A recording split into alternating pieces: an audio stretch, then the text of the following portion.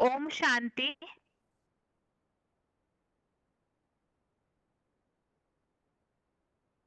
भगवत गीता श्लोक क्लास में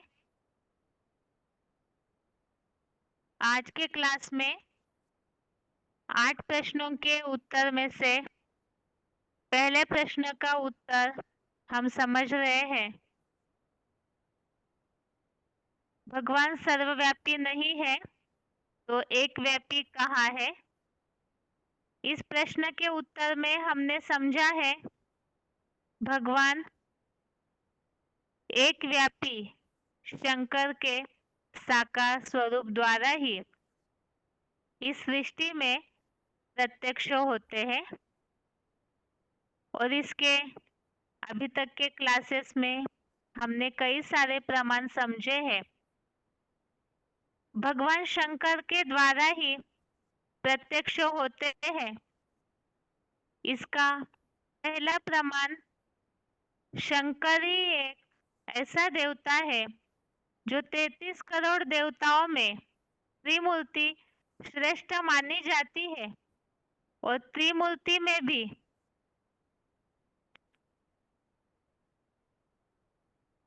देव देव महादेव शंकर जिन्हें बड़ा देव के रूप में माना जाता है और इसके अलावा महादेव को ही परमपिता शिव के साथ मिलाया जाता है।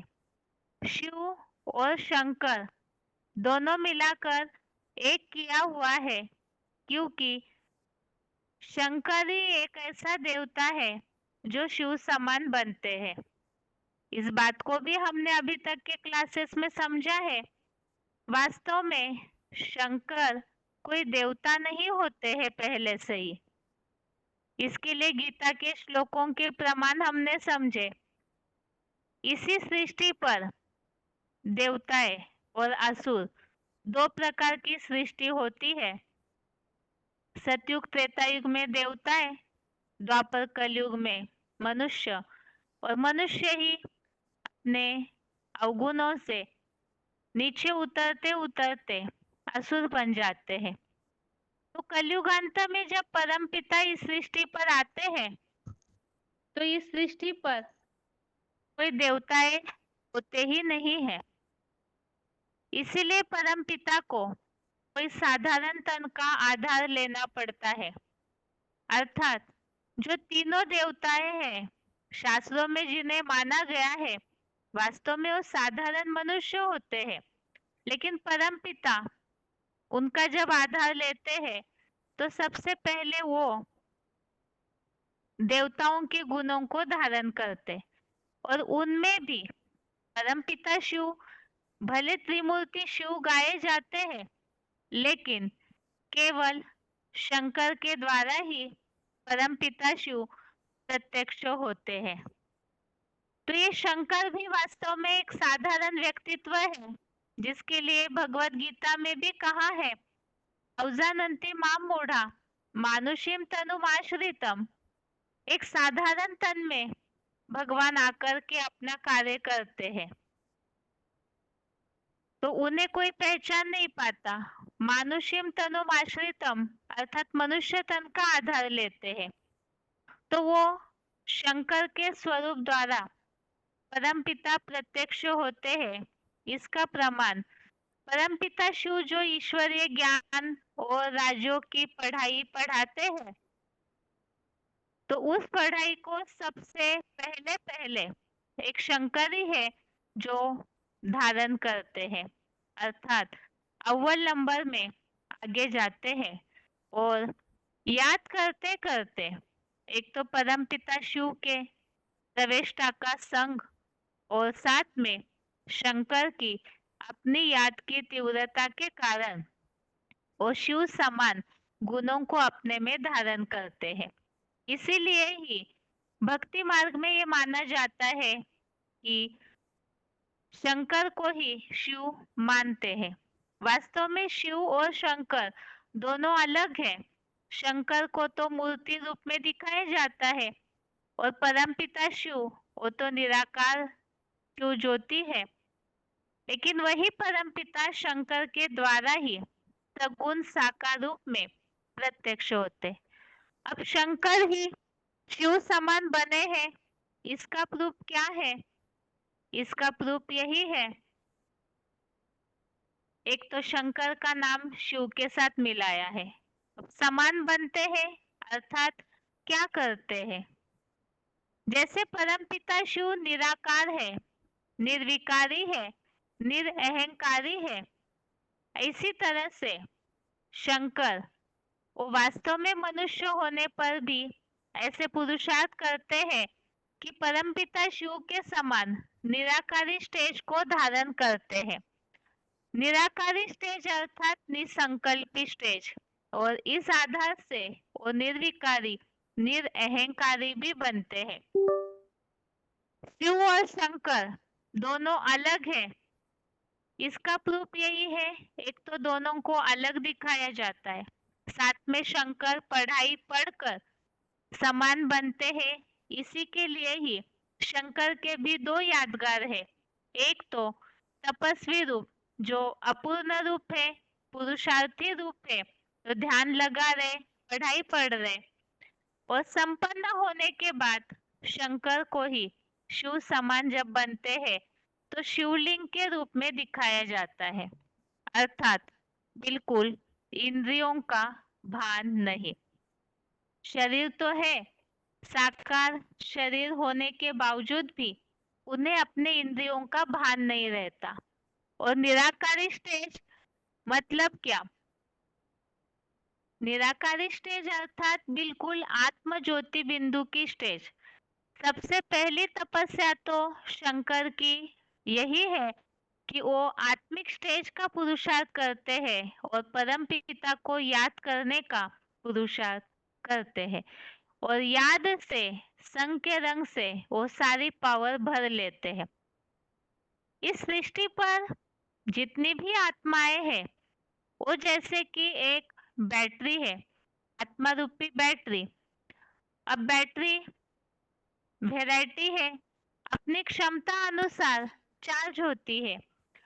तो इन सभी आत्मा रूपी बैटरियों में एक महादेव है जो अपनी आत्मा रूपी बैटरी को सबसे ज्यादा पावरफुल बना लेते हैं।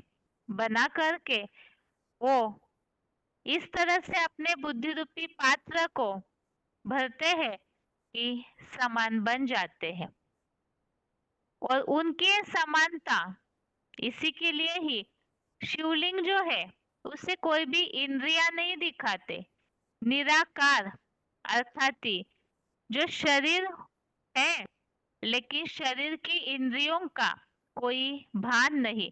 इतनी आत्मिक स्टेज और याद में इतने तल्लीन, इतने लवलीन कि उन्हें अपने शरीर का, इस दुनिया का कोई भी प्रकार का भान नहीं रहता है। और इसीलिए ही शंकर को शिव समान स्टेज में दिखाया गया है। इतना एकाकार हो जाते हैं कि जब भक्तों के सामने संपन्न अवस्था में ये साकार स्वरूप जब प्रत्यक्ष होता है तो कोई भी उन्हें पहचान ही नहीं पाते हैं। और इसीलिए ही भक्ति मार्ग में रामायण में भी इस बात का उल्लेख मिलता है, बिनु पग चले सुने बिनु काना, कर बिनु कर्म करे विधि नाना।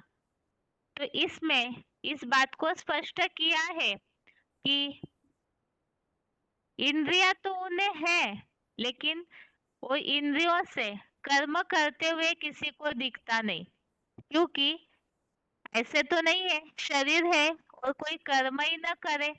लेकिन और जो आत्माएं हैं, मनुष्य आत्माएं जन्म मरण के चक्र में आते आते भोगी बन जाती है, तो अपने देह में, देही कर्मों में सुख भोगने में आसक्त हो जाती है, लेकिन वो इससे बिल्कुल परे है और ऐसे समान बनते हैं। इसी के लिए ही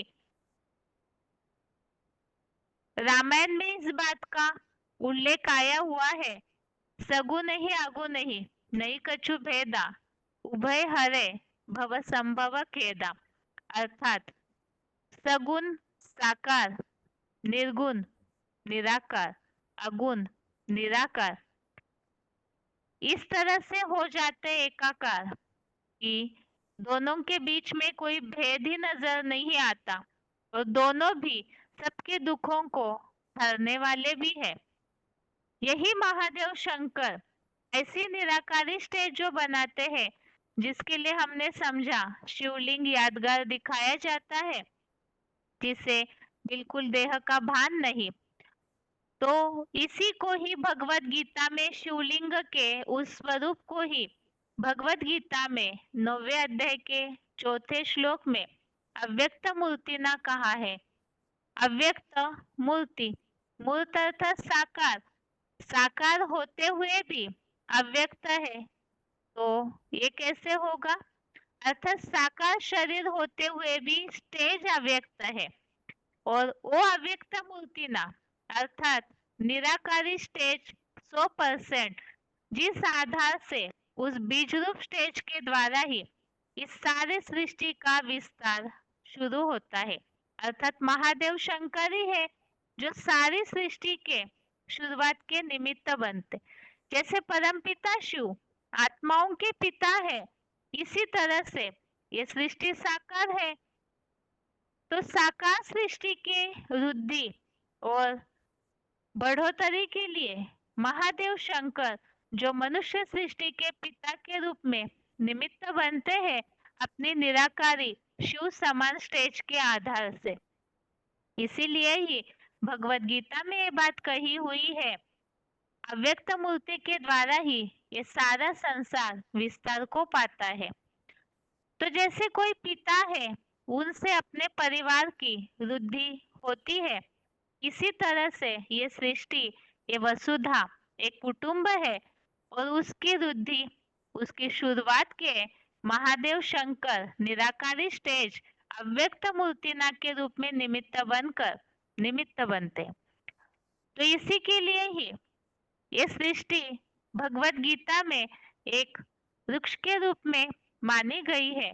15वें अध्याय का पहला श्लोक जिसमें इस बात को बताया है अश्वत्थ वृक्ष के रूप में ये जो सृष्टि है इसकी ऊर्ध्वमूलम अधशाकम अर्थात इसका मूल जड़ ऊपर की ओर है और शाखाएं ऊपर शाखाएं नीचे की ओर फैली हुई है। तो ये अश्वत्थ वृक्ष है। कोई भी पेड़ वृक्ष का बीज तो होता ही है। तो ये मनुष्य सृष्टि को एक पेड़ वृक्ष के रूप में बताया है और उसका बीज अर्थात मनुष्य सृष्टि के पिता महादेव शंकर ही है, जिसके लिए भगवत गीता में दूसरे अध्याय का 17वां श्लोक अध्याय 2 का श्लोक नंबर 17 इसमें इस बात को स्पष्ट किया है, अविनाशी तु तत्विद्धि एन सर्वमिदं ततम। इस श्लोक में ये बात स्पष्ट की हुई है कि इस अविनाशी बीज द्वारा ही ये सारी सृष्टि विस्तार को पाती है, लेकिन उसका विनाश करने के लिए कोई भी समर्थ नहीं है। जैसे बीज अविनाशी होता है, इसी तरह से ये आदि पुरुष भी अविनाशी है और महादेव शंकर ही शिव पिता के समान सृष्टि के पिता है। इसके लिए भगवत गीता में ऐसे काफी सारे श्लोकों का उल्लेख मिलता है जिसमें वही आदिदेव है, आदि पिता है। जैसे रामायण में भी इस बात का उल्लेख आया है, जगतम पितरम वंदे पार्वती परमेश्वरो। इसी तरह से भगवत गीता में वही आदि पुरुष है, सनातन पुरुष है, त्वमादि देव पुरुष पुराण ऐसा उल्लेख आया हुआ है। वही सृष्टि बीज है ऐसा भी उल्लेख मिलता है। अब जो सृष्टि के पिता है तो उनमें परमपिता शिव के समान बने हैं तो उनके गुण जरूर होने चाहिए। जैसे परमपिता शिव समान अर्थात शिव में सबसे पहला गुण है अजन्मा। परमपिता शिव जन्म मरण के चक्कर में नहीं आते, इसी तरह से महादेव शंकर, उनका भी भक्ति मार्गीय शास्त्रों में कहीं भी जन्म दिखाया नहीं जाता है। कहते हैं उनके कोई माता पिता भी नहीं दिखाए जाते हैं। तो ये जो आदि पुरुष है शंकर, इन्हीं के लिए ये बात बताई हुई है भगवत गीता में। वही सृष्टि का आदि और अंत है, और जो स्वयं सब है, स्वयं सबका अंत है, तो उनका आदि और अंत कोई कैसे हो सकता है। इसके लिए जो 10वें अध्याय का 32 और 20, अध्याय 10 का 32 और 20, ये 2 श्लोक हमने देखे थे, जिसमें सर्गनम आदिरंतश्च मध्यम चैव अहम अर्जुन और अहमादिश्य मध्यम च भूतानामंत एव च, इस सारी सृष्टि का आदि मध्य और अंतकर्ता मैं ही हूँ, अर्थात परम पिता शिव ही शंकर के द्वारा जो समान बनते हैं, तो इस सृष्टि का आदि और अंत उस साकार स्वरूप के द्वारा ही वो निमित्त बनते हैं। तो ये तो हमने अभी समझा कि किस तरह से शंकर महादेव ही परम पिता समान पिता का कार्य करते हैं और वो समान बने हैं, उनमें कोई भेद नहीं है। इसीलिए ही इसी आदि पुरुष की मान्यता हर धर्म में होनी चाहिए, क्योंकि जैसे परम पिता शिव सभी आत्माओं के पिता है, तो उनके उस निराकार ज्योति स्वरूप की मान्यता हर धर्म में मिलती है। जैसे कि हिंदू धर्म में शिवलिंग के रूप में माना जाता है, ज्योतिर्लिंग कहते हैं, ज्योति स्वरूप कहते हैं। तो क्रिश्चियंस भी गॉड इज लाइट, अर्थात भगवान जो है वो एक लाइट है, ज्योति है, ऐसा उल्लेख है। यहूदियों में अग्नि के पुंज के रूप में उस ज्योति को मानते हैं। सिखों में एक ओमकार निराकार के रूप में मानते हैं। मुस्लिम धर्म में एक नूर अर्थात खुदा एक रोशनी है, ऐसे माना जाता है। तो उसी तरह से ये जो आदि पिता है, सृष्टि के पिता, मनुष्य आत्माओं के साकार सृष्टि के पिता महादेव, जो आदि देव है, आदि पुरुष है, सनातन पुरातन पुरुष है, तो उनकी मान्यता भी सभी धर्म में होनी चाहिए। इसके लिए हमने समझा था आदिदेव, आदिनाथ, एडम, आदम के रूप में इस महादेव की मान्यता हर धर्म में है। जैसे हिंदुओं में शंकर के निराकारी स्टेज के जो विग्रह मूर्तियां दिखने में आती है, इसी तरह से जैनियों में उन्हें ही तीर्थंकर के रूप में माना गया है, आदिनाथ के रूप में। तो इन सब उल्लेखों से हमने इस बात को समझा है कि शंकर शिव समान बनते हैं, तो उसी का यादगार यहाँ दिखने में आता है और वो अजन्मा है।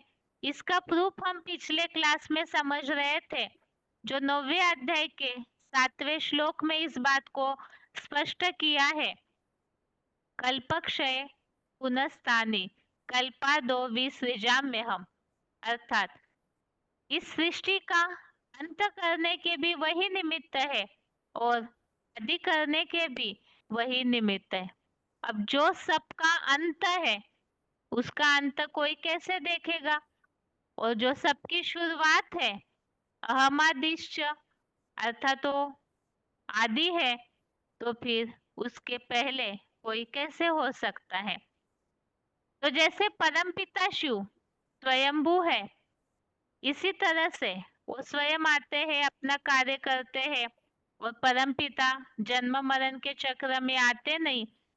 तो ऐसे ही महादेव भी उनका ये गुण अजन्मा का धारण करते हैं। इसी के लिए हमने पिछले क्लास में काफी सारे प्रूफ देखे हैं, जिसमें ये बताया हुआ है कि सारी सृष्टि अंत में उसी अव्यक्त मूर्तिना के स्वरूप में समा जाती है और नई सृष्टि में, नए कल्प की शुरुआत में उन्हीं से ही सारा संसार जन्म लेता है। अभी आज के क्लास में इसी टॉपिक संबंधित और आगे के प्रमाणों को समझते हैं कि किस तरह से शंकर शिव समान बनकर पूरी तरह शंकर शिव के गुणों को धारण किए हुए हैं और उसके प्रमाण भक्ति मार्गीय शास्त्रों में क्या क्या मिलते हैं। आगे है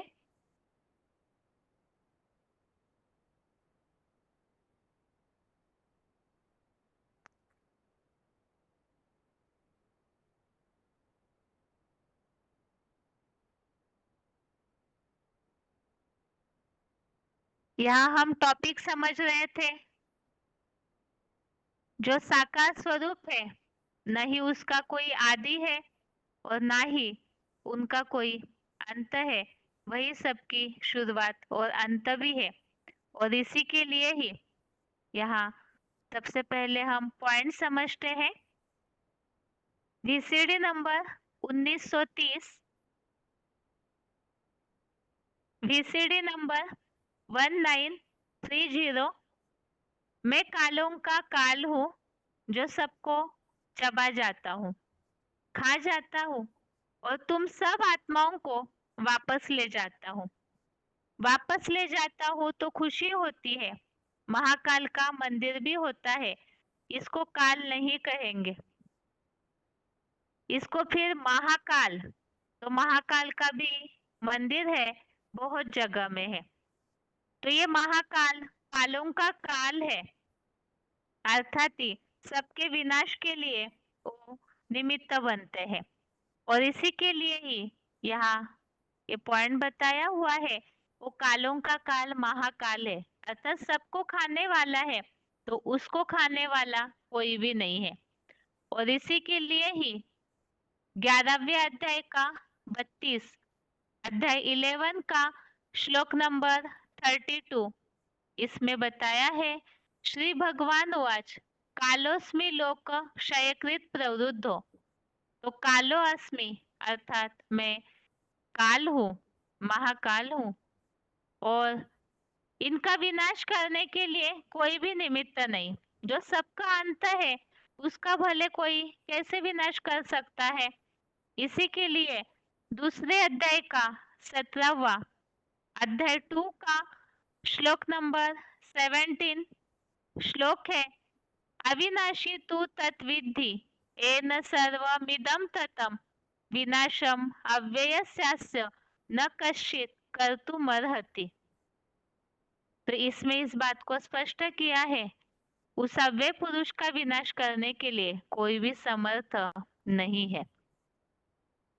वो ऐसी निराकारी स्टेज महादेव बना लेते हैं कि कितनी भी प्राकृतिक आपदाएं आए, लेकिन वो उस पर अपने योग बल से शिव समान बनने के कारण जीत पा लेते हैं।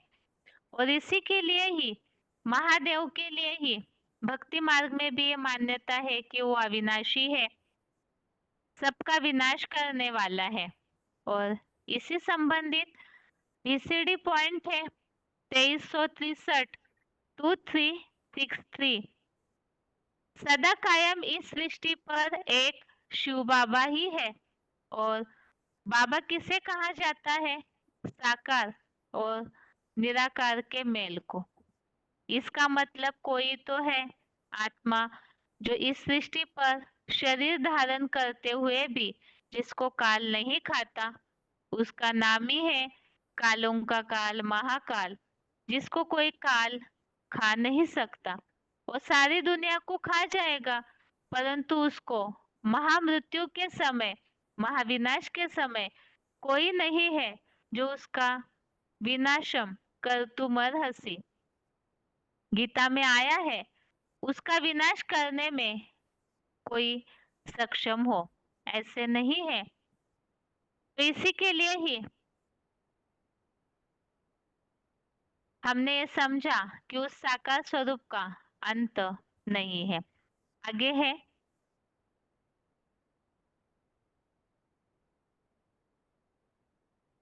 इसी संबंधित एक पॉइंट हम देखते हैं, शंकर का विनाश करने में कोई समर्थ नहीं है, VCD नंबर 2386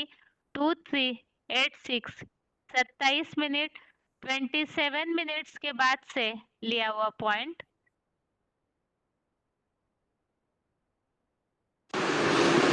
सिख लोग बोलते हैं, गायन करते हैं, क्या सत श्री अकाल, क्या कहते हैं? सत श्री अकाल, अकाल मूर्त।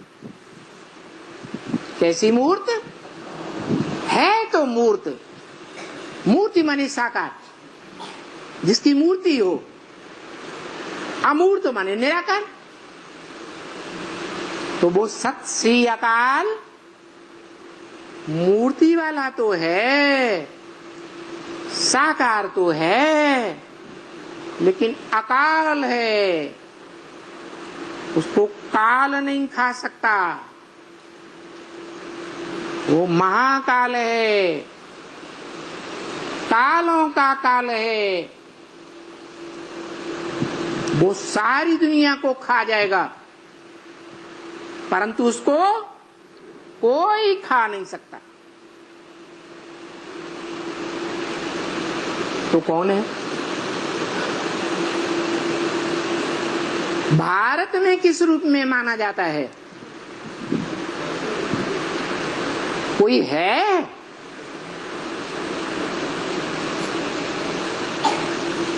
जो इस सृष्टि का विनाश भी हो जाता है तो भी उसका विनाश करने में कोई सक्षम नहीं है, जो बात गीता में भी कही गई है।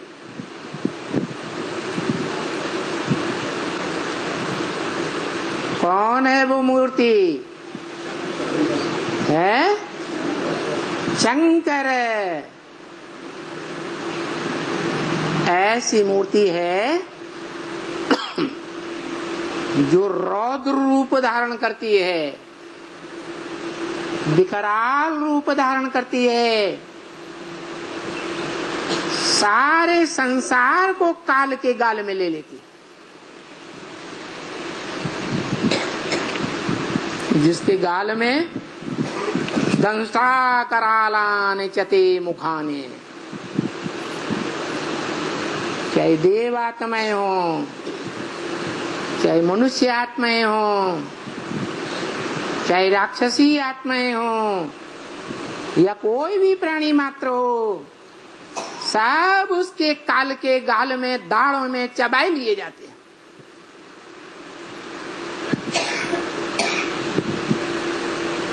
और वो स्वयं एक ही बचता है।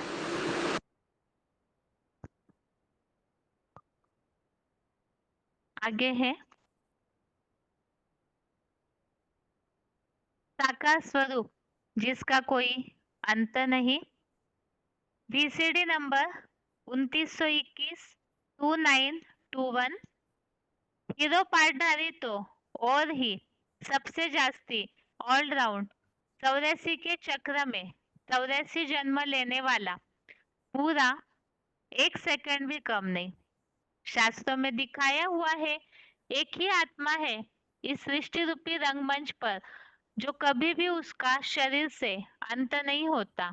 और आत्मा तो अविनाशी है ही, आत्मा भी अविनाशी है और शरीर भी अविनाशी।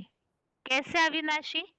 सुप्रीम सोल बाप आते हैं तो ऐसा ज्ञान देते हैं सात्विक स्टेज का कि वो आत्मा अपने पाप कर्मों को भी, पुण्य कर्मों को भी त्याग करके एकदम प्योर आत्मा, सुप्रीम सोल जैसा, सुप्रीम सोल शिव समान, शिव जैसा समान बन जाती है। तो ये जो शिव समान बनता है शंकर, अर्थात ही उसका अंत नहीं होता है। VCD number 2323 2323। शिवलिंग में उसका सात्विक रूप सोमनाथ मंदिर दिखाया गया। उसमें उसके शरीर की यादगार, जो अविनाशी शरीर है, सारी दुनिया में सबकी महामृत्यु के समय मृत्यु होगी और उस शरीरधारी की मृत्यु नहीं होगी। कालों का काल महाकाल, जिसको कोई काल खा नहीं सकता, क्या बोला मुरली में? कालों का काल महाकाल, जिसको कोई काल खा नहीं सकता। प्रलय काल आएगा तो प्रलय काल खाएगा नहीं उसको, उसको भी खा जाएगा। तो फिर यह पंचभूत कहाँ से आएंगे? तो ये जो विनाश की बात है, अमर बनने की बात है, तो ये वास्तव में विनाश के समय की बात है, जब चारों ओर काल मंडरा रहा होगा, सबकी महामृत्यु हो रही है। उस समय वो ऐसे योग की पराकाष्ठा की अवस्था को धारण करता है कि उनके शरीर को, आत्मा तो अविनाशी है ही और शरीर भी उनका अविनाशी बन जाता है। इस तरह से शिव समान बनता है याद के संग के रंग से, कि सारी सृष्टि की मृत्यु होने पर भी उसे कोई काल खा नहीं सकता है। तो यही बताया कि अगर उसे भी काल खा जाए तो ये सृष्टि की शुरुआत कैसे होगी, ये पंचभूत कहाँ से आएंगे? तो वही है जिनके द्वारा इस सृष्टि की पुनः नई शुरुआत होती है।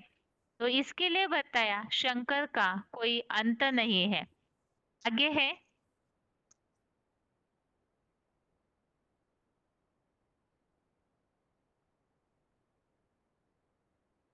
इस साकार स्वरूप का अंत नहीं है। इसी के लिए VCD नंबर 2233 2233, बीज जिसे बाप कहा जाता है, वो आदि में भी होता है, अंत में भी होता है। तो शंकर महादेव ही बीज है मनुष्य सृष्टि का, क्योंकि जगतम पितरम कहा है, और वही सबसे शुरुआत में भी होता है और अंत में भी। इसी के लिए ही उन्हें अव्यक्त मूर्ति ना बोला है। जो अव्यक्त मूर्ति नहीं है, निराकारी स्टेज, बीज रूप स्टेज के आधार से सारी सृष्टि का बीज बनते हैं और सारी सृष्टि उनमें समाती है, उन्हीं से निकलती है।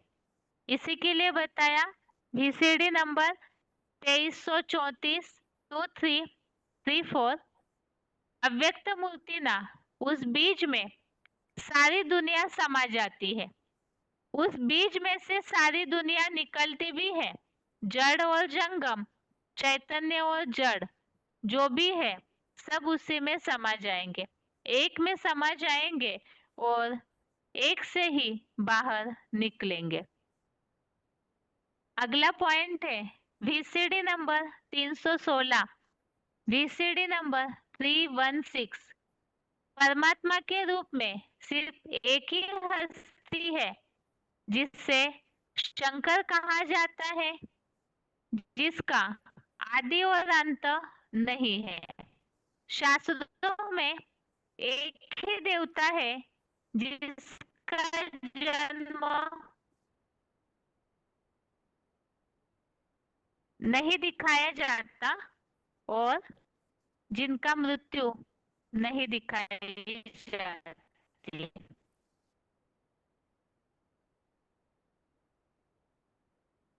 तो इसी के लिए यहाँ बताया हुआ है, यह व्यक्त मूर्ति ना, अर्थात शंकर ही है जो आदि में और अंत में भी होते हैं। और इसका प्रूफ यही है, भक्ति मार्ग में शास्त्रों में शंकर के कोई माता पिता दिखाई नहीं जाते। जिसका आदि है तो उसके माता पिता भी है। तो माता पिता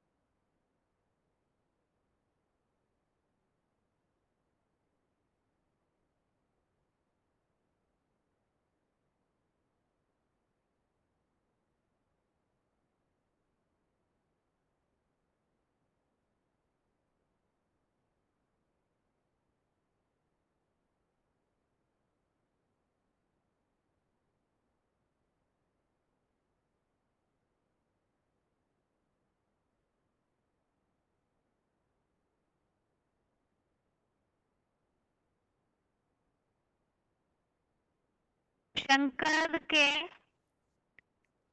शास्त्रों में कोई भी माता पिता नहीं दिखाते हैं। इसी के लिए VCD पॉइंट है, VCD नंबर 2900 शास्त्रों में यादगार भी है। इस दुनिया में एक शंकर ही है, आदिदेव महादेव, जिसका आदि और अंत नहीं दिखाते हैं। उसके माता पिता दिखाते ही नहीं, उसको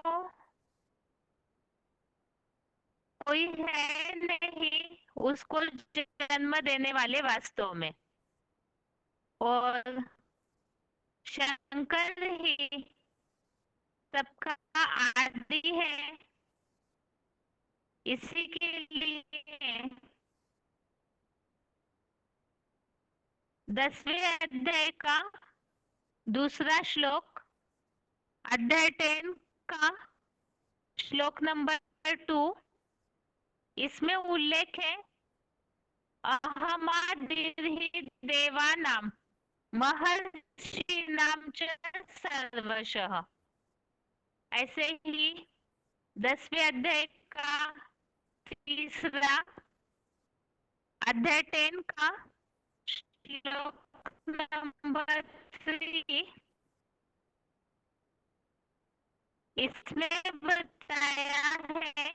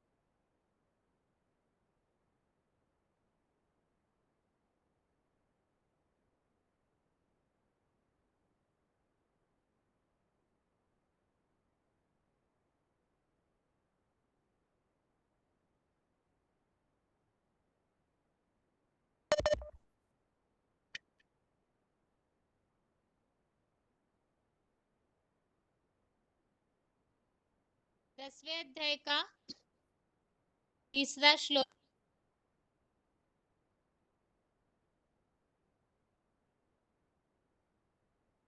अनादिं च वेत्ति लोक महेश्वरम। इस श्लोक में भी बताया है कि वो अजम, अजन्मा और अनादि है। और 10वें अध्याय का 8वां, अध्याय 10 का श्लोक नंबर 8, इसमें है अहम सर्वस्य प्रभो मत्तः सर्वं प्रवर्तते। तो भगवत गीता के इन श्लोकों से ये बात स्पष्ट है कि शंकर ही है जो सबके आदिदेव है, अर्थात उनका आदि करने वाला कोई भी नहीं है। अभी इसी के लिए ही आगे देखते हैं। शंकर के अजन्मा के प्रमाण हम देख रहे हैं, जो शास्त्र है कि शास्त्रों में शंकर का आदि और अंत करने वाला कोई नहीं, आदि नहीं है। इसका प्रूफ है कि शंकर शास्त्रों में दिखाए नहीं गए हैं और उनका कोई अंत नहीं है, वही सभी का अंत है। इसी के लिए ही इस बात का वर्णन मिलता है। महाकाल, कालों का काल और अमरनाथ के रूप में महादेव शंकर का ही गायन है। आगे है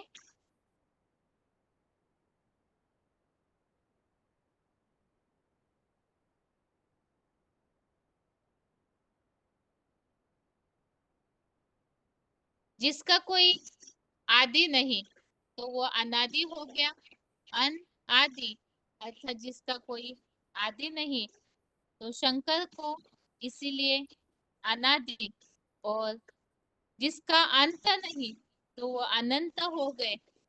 तो अनादि और अनंत के रूप में भी महादेव शंकर का ही गायन है।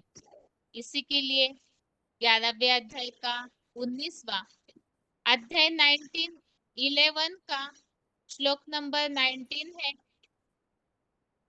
इसमें श्लोक में उल्लेख आया हुआ है, अनादि मध्यांतम अनंत वीर्यम अनंत बाहुम शशि सूर्य नेत्रम।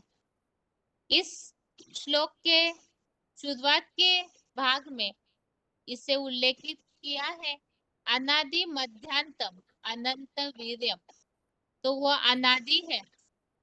और 11वें अध्याय का 16वां अध्याय 11 का 16 नंबर श्लोक, अनेक बाहु दर्वक्र नेत्रम पश्यामि त्वाम सर्वतोऽनंत रूपम नान्तम न मध्यम न पुनस्तवादिम। तो इसमें बताया है न अंत न मध्य न आदि। तो इस बात से और स्पष्ट हो जाता है कि महादेव है जिनका आदि अंत नहीं, अर्थात वो अनादि और अनंत भी है। इसी के लिए ही वीसीडी पॉइंट है, वीसीडी नंबर 2322 2322 पॉइंट है, वो अनंत है, अनादि है, उसका न अंत है न आदि है। शास्त्रों में दिखाया गया लिंग का आदि और अंत पहचानो। तो विष्णु जी महाराज नीचे की तरफ गए, ब्रह्मा जी महाराज ऊपर की तरफ गए, दोनों वापस आ गए। हमें आदि अंत का कोई पता नहीं लगा, तो उसके आदि अंत का कोई को पता नहीं। जैसे परिवार में होता है, बाप बीज होता है ना, उस बीज में से सारा परिवार तैयार हुआ ना, माँ से लेकर के छोटे से छोटा जो बच्चा है वो भी उस बाप से ही निकला ना। तो जो बीज रूप बाप है 500-700 करोड़ मनुष्य सृष्टि का बाप है, उसी में से सारी सृष्टि निकलती है। जो गीता में आज भी लिखा हुआ है, इस ऋचा में हम मैं सृष्टि के आदि में छोड़ता हूँ, और जब महाविनाश होता है, महामृत्यु का टाइम होता है सारी दुनिया का, तो सभी आत्माएं मेरे में समा जाती है। क्या उस एक बीज से सब निकलते हैं और उसी में समा जाते हैं। तो यहाँ जो पॉइंट में उल्लेख आया है शास्त्रों में, लिंगोद्भव की कहानी लिखी हुई है। ये प्रमाण हम समझ रहे हैं, महादेव शंकर शिव समान अजन्मा इस गुण को धारण करते हैं। तो उन्होंने अजन्मा इस गुण को धारण किया, अर्थात उनका जन्म नहीं। अब जब जन्म नहीं है तो मृत्यु भी नहीं है, अर्थात न उनकी शुरुआत है न अंत है, न आदि है न अंत है, अर्थात वो अनादि है, अनंत है। और हमने समझा अव्यक्त मूर्तिनाथ के रूप में शिवलिंग जो निराकारी स्टेज महादेव बनाते हैं, इंद्रियों का कोई भान नहीं, तो वो जो बीज रूप निराकारी स्टेज है जिससे शिवलिंग के रूप में भक्ति में और गीता में अव्यक्त मूर्तिनाथ के रूप में कहा है, उस शिवलिंग का आदि और अंत ढूंढने के लिए ब्रह्मा जी को ऊपर की ओर भेजा और विष्णु जी नीचे की तरफ गए। शास्त्रों में ऐसे बताते हैं कि तीनों देवताओं में श्रेष्ठता को लेकर के बात हो रही थी, तो ब्रह्मा और विष्णु जी ये सोच रहे थे कि वो ऊंचे हैं, तो इसी के लिए ही महादेव के लिए खोज करना शुरू किया, तो दोनों भी उस लिंग का आदि और अंत नहीं ढूंढ पाए, क्योंकि महादेव ही एक है जो महान देवता कहे गए हैं, तो वो सबसे बड़े हैं, सबकी शुरुआत है और सबका अंत भी वही है। इसीलिए ही रामचरितमानस में आया हुआ उल्लेख इस तरह से है, हरि अनंत, हरि कथा अनंत, अर्थात यही हरि है जो सबके पापों का हरण करने वाले, उनकी जो कथा है वो अनंत है, क्योंकि वो स्वयं अनंत है। आगे है,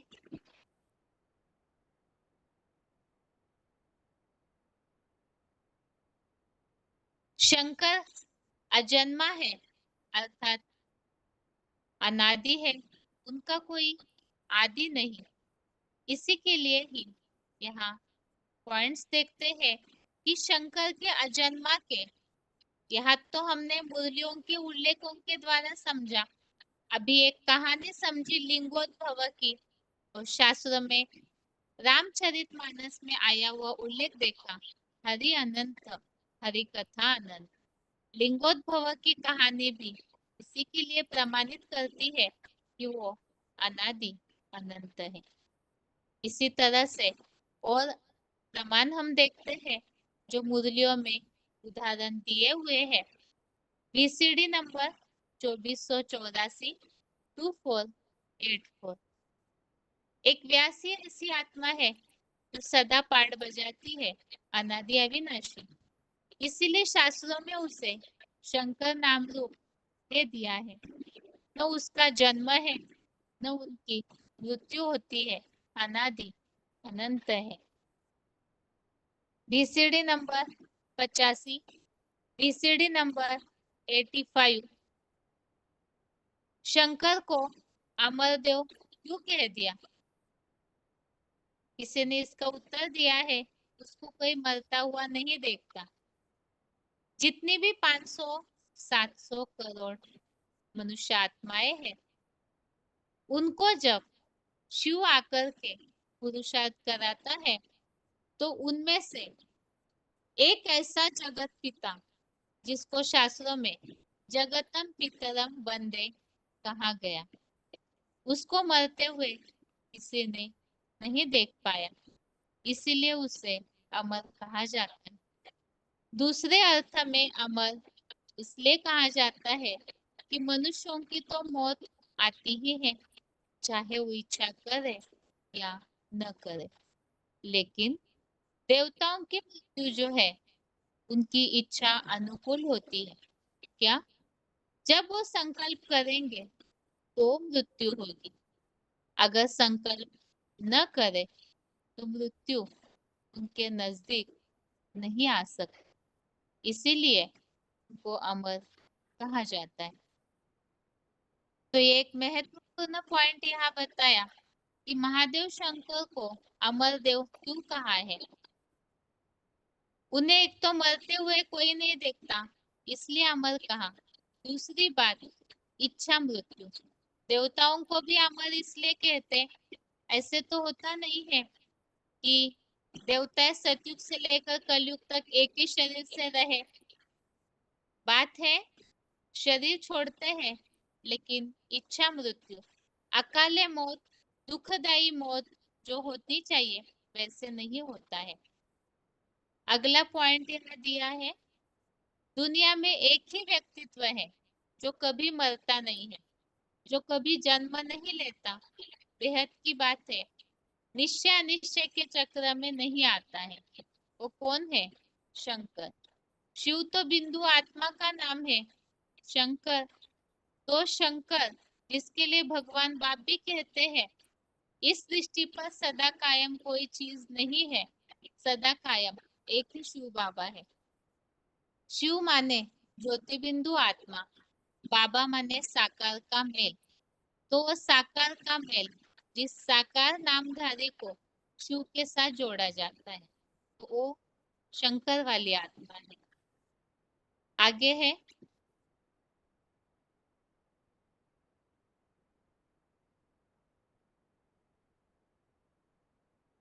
VCD नंबर 2745-2745। अमरनाथ की कथा सुनाते हैं, तो जिसकी कथा सुनाते हैं वो है ना अमरनाथ। कौन है अमरनाथ? किसको नाथ लेता है? अमर को नाथ लेता है। अमर को नाथने की क्या जरूरत? वो तो है ही अमर, तीनों काल में है अमर, तीनों काल में अमर है, मनुष्य सृष्टि का बाप। VCD number 979-979। अभी अमर कथा कहो, सत्यनारायण की कथा कहो, एक ही कथा। अमर माना, अमर माना देवता जिनकी मृत्यु होती नहीं। मृत्यु अर्थात काल। काल जबरदस्ती सवार हो जाता है या उनकी इच्छा मृत्यु होती है? किसी ने उत्तर दिया है इच्छा मृत्यु होती है। तो इच्छा मृत्यु होती है, इसीलिए उनको अमर कहा जाता है। तो कलयुग अंत में जब शिव इस सृष्टि पर आते हैं, तो उस समय इस मृत्यु लोक में सबकी मृत्यु होती है। लेकिन कलयुग में सभी इतने भोगी और आसक्त होते हैं कि ज्यादातर कोई भी अपने इस पांच तत्व के चोले को छोड़ना नहीं चाहता है। यह इसी बात को बताया है कि देवताएं जो है उनकी इच्छा मृत्यु होती है, इसलिए उन्हें अमर कहा जाता है। VCD number 2406-2406। मनुष्यों का बाप है आदि पुरुष, जिसको जन्म लेते हुए किसी ने नहीं देखा, उसके माँ बाप को कोई नहीं जानता, उसके टीचर को, साकार को कोई नहीं जानता। उसकी मृत्यु कब होती है कोई नहीं जानता। वो मृत्यु पर जीत पाने वाला कहा जाता है। उसके नाम से भक्ति मार्ग में मृत्युंजय मंत्र जपते हैं। वो भक्त भावना का भाड़ा भी लेते हैं। मरते मरते आदमी जिंदा हो जाता है, ऐसा प्रभाव होता है मृत्युंजय महामंत्र का। तो शंकर अमर है, अजन्मा है, इसी के लिए ही भक्ति मार्ग में माना जाता है।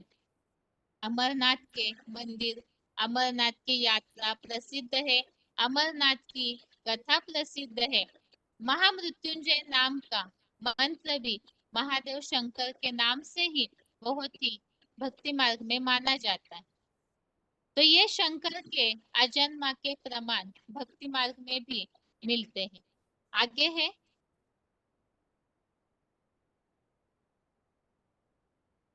शंकर ही अनंत और अनादि स्वरूप है, इसके लिए पॉइंट है VCD नंबर 2351-2351। 2 घंटा 7 मिनट 2 आवर्स 7 मिनट्स के बाद से दिया हुआ पॉइंट।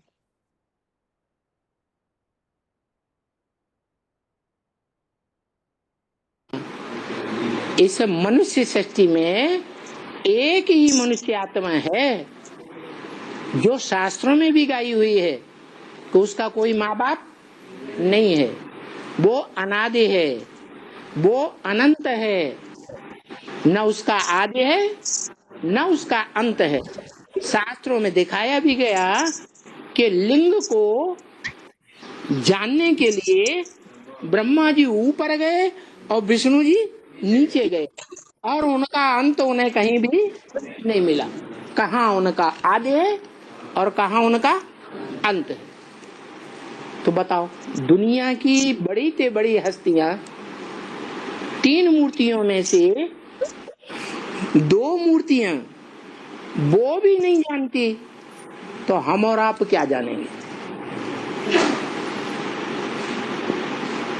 तो उसका आदि मध्य अंत नहीं है, वो अनादि है, अनंत है, और सत्य है कि असत्य है। गीता में भी लिखा हुआ है कि सत्य का कभी विनाश नहीं होता। तो 84 के चक्र में इस सृष्टि में उसका विनाश होता होगा। मुरली में भी ऐसे ही बोला, इस सृष्टि पर सदाकाल कोई चीज कायम है नहीं, सदाकाल सिर्फ एक शिव बाबा है। मना 5-4 वर्ष के सृष्टि चक्र में सब आत्माएं इस सृष्टि रूपी रंगमंच को छोड़ देती है, अव्यक्त हो जाती है, नाम निशान उनका पता नहीं चलता कहां गई। एक है जिसका शरीर भी नष्ट नहीं होता और आत्मा भी नष्ट नहीं होती। पूरा 84 जन्म का पूरा पार्ट बजाने वाली, 1 मिनट भी कम नहीं, तो उसको कहेंगे अपूर्ण आत्मा, संपूर्ण आत्मा, संपूर्ण आत्मा। इसलिए बोला त्रिमूर्ति शिव कहा जाता है। शिव की 3 मूर्तियां, ब्रह्मा, विष्णु, शंकर, 3 देवता हैं। किसको महादेव कहते हैं? देव देव महादेव कहा जाता है। तो बड़ा बच्चा कौन हुआ? महादेव शंकर ही बड़ा बच्चा हुआ। आगे है शंकर का अनंत और अनादि स्वरूप। बीसीडी नंबर 2407 2407, 1 घंटा 4 मिनट 1 आवर 4 मिनट्स के बाद से लिया हुआ पॉइंट।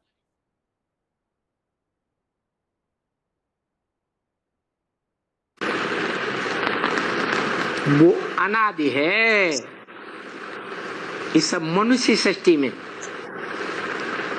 उसका आदि नहीं है, उसका अंत नहीं है। इसलिए शास्त्रों में एक कथा आती है,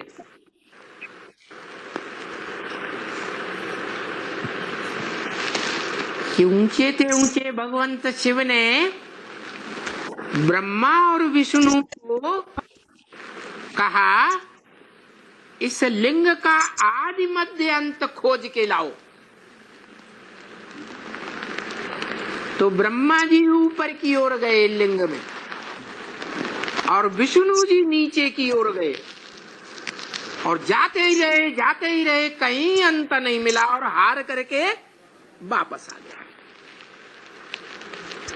देखो कैसी कथा बनाई हुई है। वो अनंत है, अनादि है। क्या क्या है अनंत अनादि? रथ।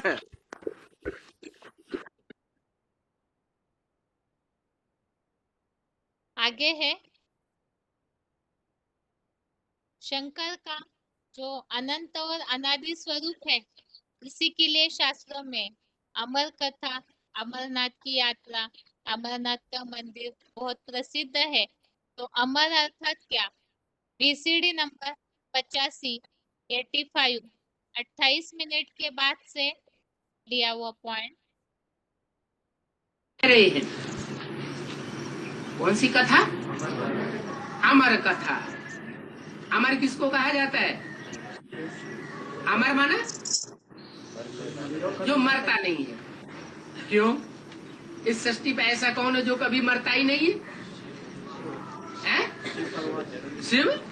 शिव के जन्म लेने और मरने की बात नहीं, तो जब वो जन्म ही नहीं लेता, गर्भ से जन्म नहीं लेता है, तो मरेगा कैसे? उसकी तो बात ही नहीं।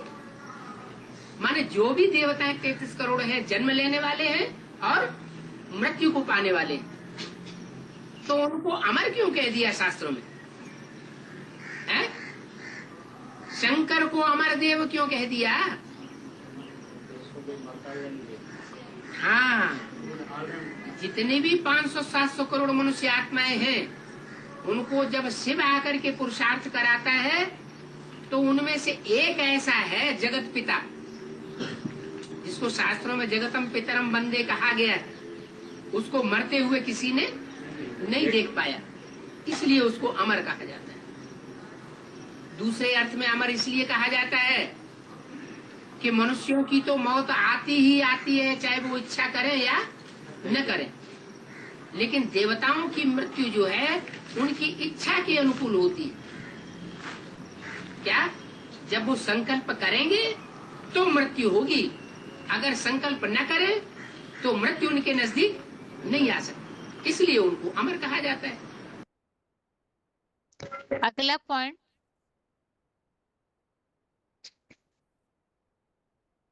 अमर इस बात का ही अर्थ ईसीडी नंबर 2344 2344 47 47 मिनट्स के बाद से लिया हुआ पॉइंट। सत्य उसे कहा जाता है जो 100% सत्य हो।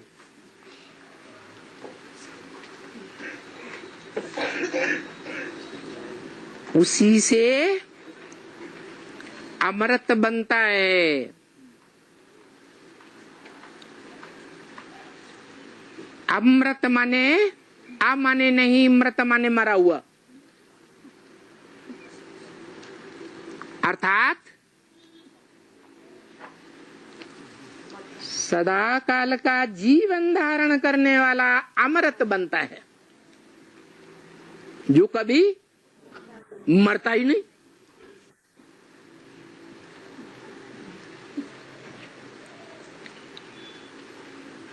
तो ऐसा कोई दुनिया में हो सकता है जो कभी मरता ही नहीं है?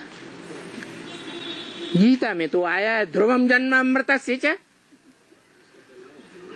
जो मरता है उसका जन्म भी जरूर होता है, और जिसका जन्म होता है वो मरता भी जरूर है। तो ऐसा भी कोई हो सकता है क्या जो कभी मरता ही नहीं, कभी जन्म लेता ही नहीं? जन्म मृत्यु से परे ऐसा कोई हो सकता है क्या? है? हो सकता है। शिव को क्या कहेंगे जिसकी आत्मा का ही नाम शिव है? है? है? जन्म मरण से परे उसका जन्म नहीं होता है। महाशिवरात्रि किसकी यादगार है? शिव जयंती की यादगार नहीं है, है?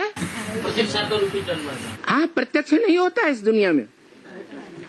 उस बाप को कोई प्रत्यक्ष बाप को कोई पहचानता ही नहीं। अगर पहचानता ही नहीं, बाप बाप होकर मिलता ही नहीं, तो वर्षा कैसे देता है? सभी आत्माओं को नंबरवार सत्य का वर्षा देता है या नहीं देता है? तो प्रैक्टिकल में आकर देता है या बिंदु रूप में ही रह करके देता है? इसलिए बाप कहते हैं मेरा जन्म तो है, क्या गाया जाता है, लेकिन मेरी मृत्यु नहीं है। ब्रह्मा की मृत्यु गाई जाती है। स्मृति दिवस कौन सा? 18 जनवरी। लेकिन मेरी मृत्यु नहीं गाई जाती क्योंकि होती ही नहीं। मैं तो मृत्यु में कभी आता ही नहीं।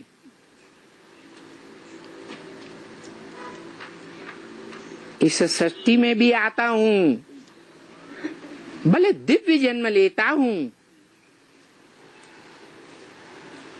और जिसका जन्म होता है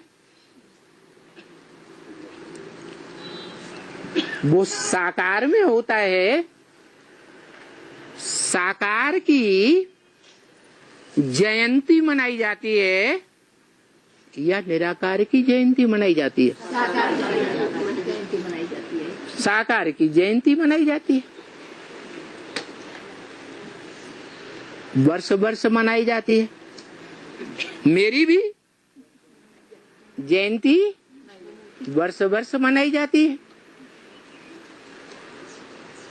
तो वो शिव जिसका जन्म तो है परंतु मृत्यु नहीं है, तो इस दुनिया में जन्म मृत्यु के फेरे में आने वाली 500 करोड़ मनुष्य आत्माओं के बीच कोई आत्मा है ऐसी स्टेज को पाने वाली? कम से कम एक बार ऐसी स्टेज को पाने वाली, एक जन्म के लिए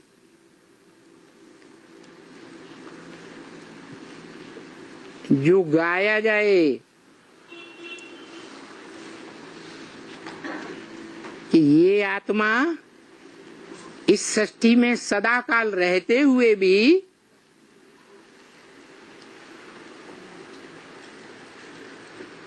जन्म मृत्यु से परे बन जाती है।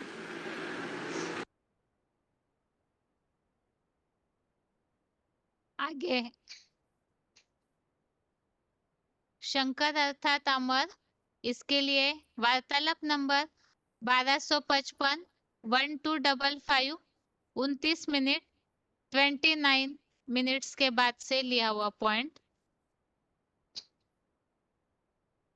शंकर का तो ना अंत है ना आदि है, तो किसको काया ऐसे प्रश्न पूछा? और आत्माओं के लिए जो भी है, एक आत्मा को छोड़ करके बाकी जो आत्मा है उनका आदि और अंत है, लेकिन जो अनादि है उसके लिए नहीं कह सकते। शंकर का तो ना आदि है ना अंत है, तो उनके छोड़कर सभी को, और बाकी सबका आदि है, सबका अंत है। दिखाते भी हैं कि ब्रह्मा और विष्णु शिवलिंग का आदि और अंत खोजने चले। ब्रह्मा बार बार शिवलिंग में ऊपर तक गए और नीचे तक आए, बार बार चक्कर लगाने पर भी ना उन्हें आदि मिला ना अंत मिला।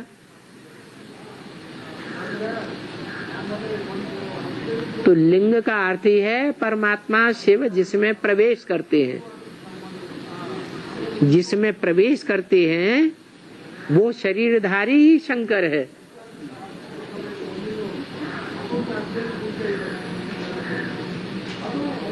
आदि पुरुष कहा जाता है। तुम आदि देव है, पुरुष है, पुराण है। तुमस्य जगतस्य परम निधानम, ऐसे शास्त्रों में गायन है।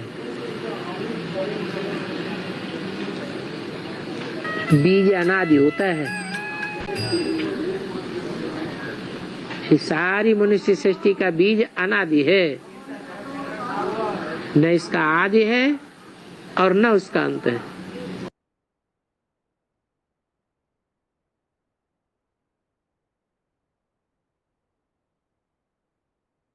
अगला पॉइंट है शंकर अमरनाथ है। बीसीडी नंबर 2319 2319, 1 घंटा 19 मिनट 1 आवर 19 मिनट्स के बाद से लिया हुआ पॉइंट।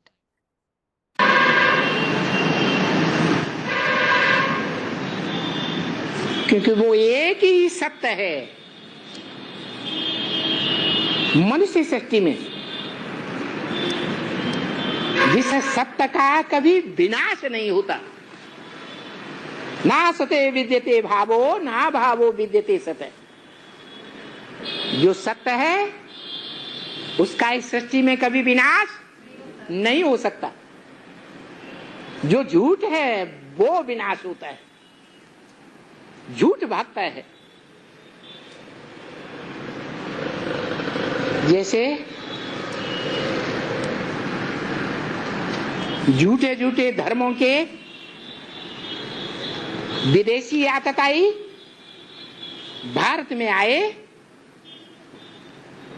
भले सारी दुनिया से विजय प्राप्त करते हुए आए, लेकिन भारत में आकर के मुंह की खा के गए।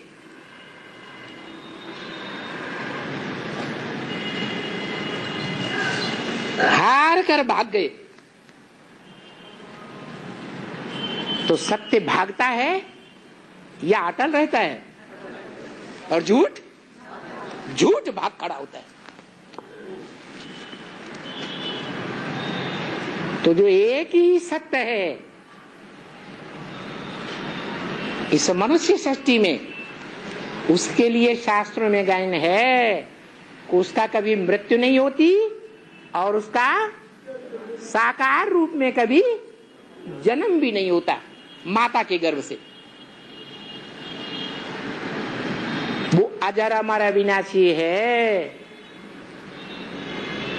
अमरनाथ गाया हुआ है।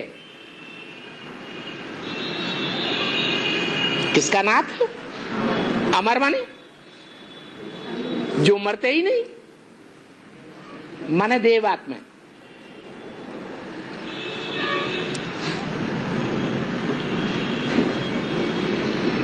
वो देवताएं जिनका मुखिया बाप अमरनाथ है,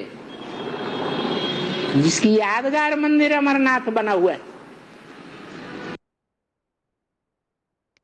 इस तरह से आज के क्लास में हमने इस टॉपिक को पूरा समझा है।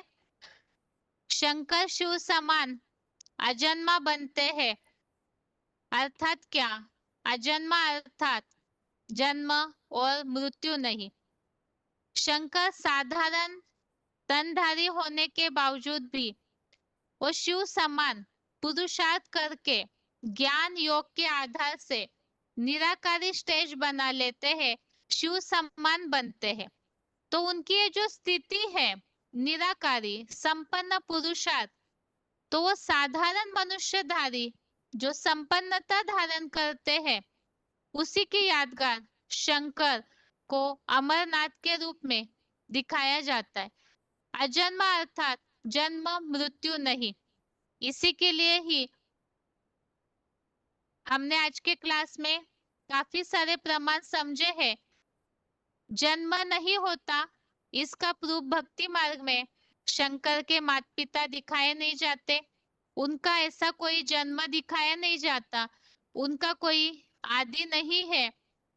और इसीलिए ही शास्त्रों में लिंगोद्भव की कथा आती है कि लिंग का कोई आदि और अंत नहीं, तो वह अनंत है, अनादि है।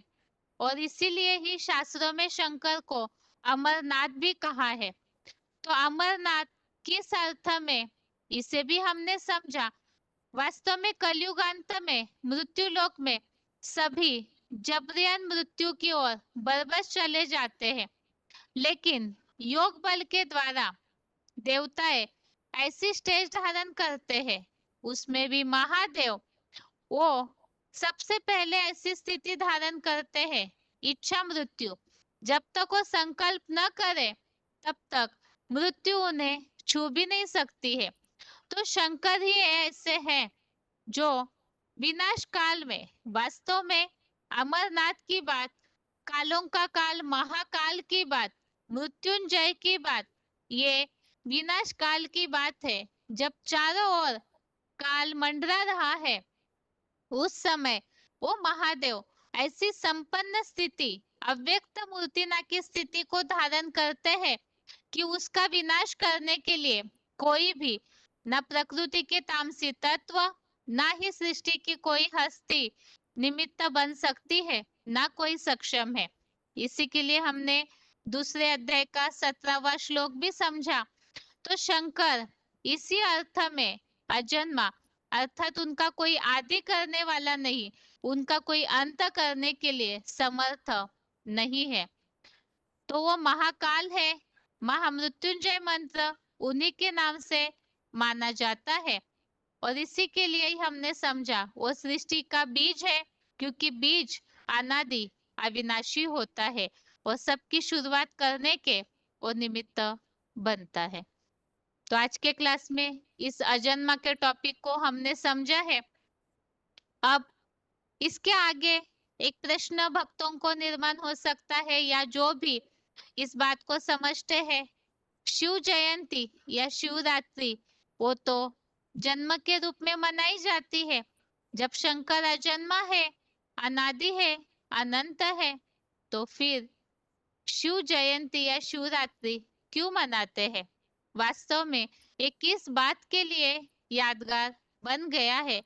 इस टॉपिक को हम अगले क्लास में समझते हुए शंकर शिव समान दूसरे गुण को, अभोक्ता गुण को कैसे धारण किए हुए हैं, उसे भी समझेंगे।